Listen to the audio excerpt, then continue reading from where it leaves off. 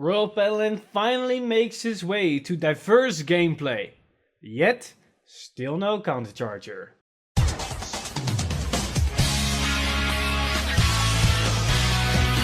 Stand up! Vanguard! Hey Cardfighters, welcome back to another deck profile on the channel, and today we're gonna cover none other than the Royal Paladin Alfred centric deck. And with this deck I mean that we're not gonna see any Soul Saver. It's all about Alfred, and Alfred.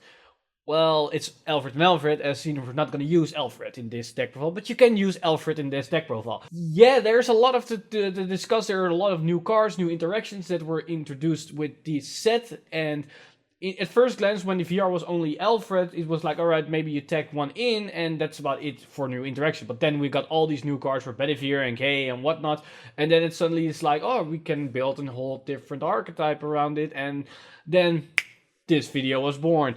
And there's a lot to discuss, there's a lot of things to go over.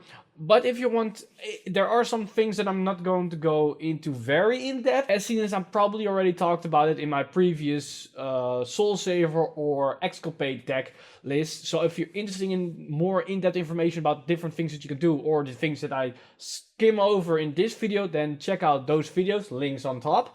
And yeah, without further ado, you know it, the drill, the timetables are here, and without further ado, let's jump right into it. This Royal Paladin deck list runs a total of 2 grade 4s, 7 grade 3s, 11 grade 2s, 13 grade 1s, and 17 grade 0s. For this list we run 2 copies of Exculpate the Blaster. This is our extra finisher that we run to multi-attack with the Vanguard, have a 33k Blaster Blade attack with a crit afterwards, and it can clear the field, and it can basically, it's an extra finisher that does a lot, and we run 2 in case, just in case that one is damage check, so we have more potential to go into it late game. For the grade 3s we run 4 copies of King of Knights Alfred. This is your... Everybody knows how this card works. It can fetch your Blaster Blade. It's a great first right target as it put out a lot of pressure. It's consistent pressure, and it can fetch some extra rear guards for the only low cost of 1 counterblast. We also run 3 copies of Monarch Sanctuary Alfred. This is a new Alfred, and we only run 3 copies as soon as we don't actually want to write it as our first grade 3, and afterwards you're just gonna keep rewriting into it, but the games won't last that long, so running 4 is a little bit excessive, and at some point you cannot really pay the cost anymore, so I think it's a good fit at only 3 copies. But that said, it's an amazing card that can fetch our Blaster Blade back to the drop zone. It's even more powerful than King of Knights Alfred, and it's just a very good high pressure card at late game. For the grade 2s, we run 4 copies of Blaster Blade. Well, that's quite typical, as soon as we run Exculpate and we run Alfred, so it's quite given that we run 4 copies of him. We also run 4 copies of Knights of Loyalty Bedivere, and this is an amazing new card that is a little bit similar to how Akane and Pongo works, only this 2 card combination is in my opinion a lot stronger and even better, as it can work the other way around, and this also makes some great nice high power columns, and it's also very good early game pressure as it can generate a 24k column, and a 24k column on grade 2 hits very high against a 9k Vanguard of our opponent. Lastly, we run 3 copies of Rendering Angel. This is our grade 2 that can call another card, and it can become a 50k attacker, and it helps us by activating our Dream Painter skill that needs to be called from hand, and it also is just a nice beat stick for that extra turn where we want to have some extra pressure out on the field. For the grade 1s, we run 4 copies of Knight of Friendship K. This is the support card for Bedivere, and they both really work well together, and they can fetch each other basically out, the one from hand, the other from deck, but they can plus basically, and it's just really good for early game aggression, but also for late game power and field, filling out your field quite effectively. So that's why it's an obvious include in this Alfred deck. We also run 3 copies of Wingle. This is our main booster for Blaster Blade. It gives us the early aggression with the Blaster Blade grade 2 turn, where this thing can sit behind the Vanguard that is Blaster Blade, and it generates a 23k column with a crit. And late game, when we rewrite an Exculpate and then restart their Blaster Blade, then if this is your booster, then you can look at a 33k, even potentially higher, depending on how many triggers and force markers there are. And then you can see that this thing is really incredible with Blaster Blade. And it also works in a Rigard Circle. We also run 3 copies of Dream Painter, and this allows us to put cards either back to the deck, and it can be triggers, but also get our Blaster Blade back into the soul that can work so we don't die in Exculpate turn when we have no access to any Blaster Blade, but it can also help with other cards that want something in the soul. It can also fill the soul for that matter, or we can put something like a Bedivere or a K back into the deck, or a Blaster Blade back into the deck, so we can sort it out with Alfred. And lastly, we run 3 copies of Shift Gull, and this card basically allows us to go faster through a deck. It's a cycle card, and we can then go to search our key pieces that can be the Alfred grade 3s, or grade 2s, even Exculpate matter, and this card just allows us to go even faster through the deck without even wasting any counterblast. So that's why we're on 3 copies, as this is a perfect early game card to increase our consistency of the deck. For grade 0s, we run, of course, Glime, and for the trigger lineup, we run 4 heals, 8 crits, 4 draw RPGs. Very generic in that sense. This deck has the usual Exculpate Wingle play that we talked about in the previous Royal Paladin deck profile, and it has the grade 2 Blaster Blade play with the Wingle to create a 23k to crit attack on our turn 2 that we talked about in the Soul Saver deck profile. But talking about the Blaster Blade play, in this deck we can fulfill that condition even easier than we did in the past thanks to Bedivere and K.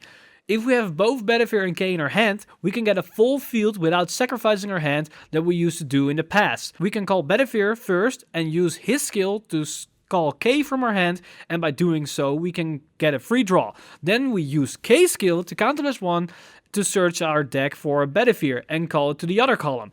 This way we have enough units on the field for Blaster Blade's crit, and we only went -2 on our hand to do so instead of the usual -2. Once again, our resources are very limited in Royal Paladin. We have 5 units that uses Counterblast without any countercharger. Therefore, you should restrain yourself from using Blaster Blade. And also don't use K that much, and I know it may sound weird as soon as K fetches a unit, but for every K that we uses, that's one Bedivere you can't use as soon as they both work from hand and Bedivere gives you a free draw.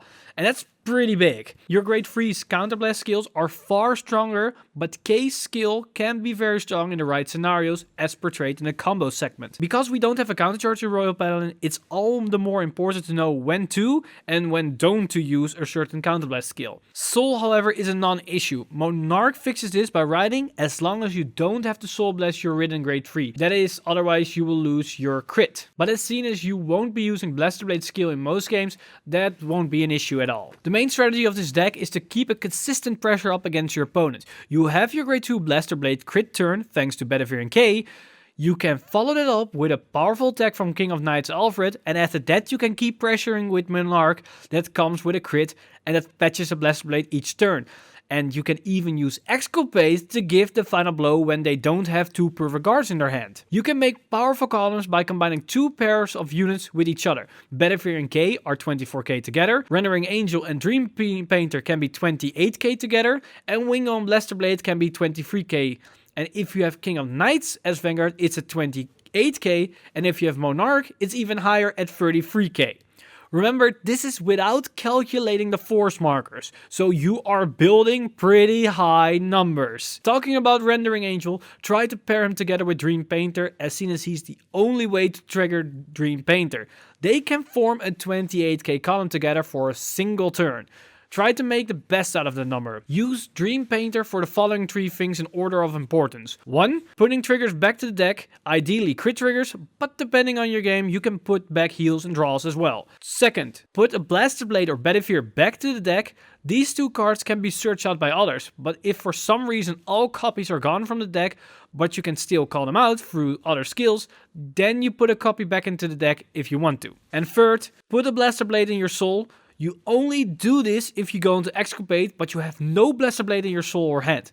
Try not to use Dream Painter for this as soon as you can fetch Blaster Blade with a Monarch, but it can happen that this is your only option left. If you use Dream Painter for option 1 and 2, then the Angel Painter column will be at 28k power. With option 3, it's at 23k. Another reason why option 3 is less ideal. Lastly, Shift Gull is in the deck only to increase the deck's consistency. Use him to fetch your keycards like Blaster Blade, Bedivere, K, Alfred, and Exculpate. The ideal situation is at the beginning of your turn 2, you have a Blaster Blade, a K, and a Bedivere and a Wingle in your hand to go full aggro.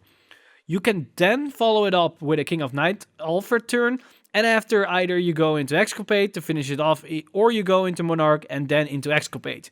You can use Shift Gold to cycle through your deck to have faster access to these cards. For other game plan options, you can go run the Akane Pongo options together with Bedivere and K to have even more aggressive early game and a higher chance to get the crit for Blaster Blade. But this will make Counterblast even more an issue. Also, on the note, I don't recommend running Ellen or Marin, as seen as Counterblast is really tight and it don't give a lot of extra value for this deck. Seeing as we don't use Soul at all, you can run Morgana to have an extra attacker. She can be a 28k during an Exculpate turn if she is boosted by an 8k. And you have the other cards like Paladin Alfred early and Banner that you might see in some other builds. This new Royal Paladin deck specializes in generating consistent high power output thanks to some very powerful vanguards and rearguards that synergizes together. This deck can overwhelm the strongest of foes and can even destroy multi-attacking clans if the cards play out right. But this deck still falters against decks that can generate enough perfect guards, or when you don't have the pair of rearguards that work together, as seen as your grade 1s and 2s have a precise partner to go with. And with that, we'll conclude this new Royal Paladin deck list. This basically marks the beginning point for a lot of clans actually, that we can now build more diverse decks. We can go different kind of routes, and this also brings a more enjoyable gameplay aspect to the game when you start up your first match. As it's now, oh, he reveals Glein, so he's gonna run this particular Gold Paladin deck. That was the case at the beginning of the reboot. Now that isn't the case. Now you are wondering, is he gonna go the Alfred's support? Is he gonna go the Soul Saver way? We're gonna talk about that video in a couple of days. Or is he gonna go a mix? Or is he gonna go this? And that's what's going to bring a lot more dynamic interaction between you and your player, and just increase the overall fun experience about Vanguard. And I'm really excited for that. And as you can see in my reaction. So if you're interested in any more of information about deck profiles or different kind of plays that you can make, as stated before, Soul Saver, we're going to cover that very soon. But I'm also going to cover other stuff like Kuchiri Kirakongo, Mages, Magatsu Storm I did last video was Magatsu Storm.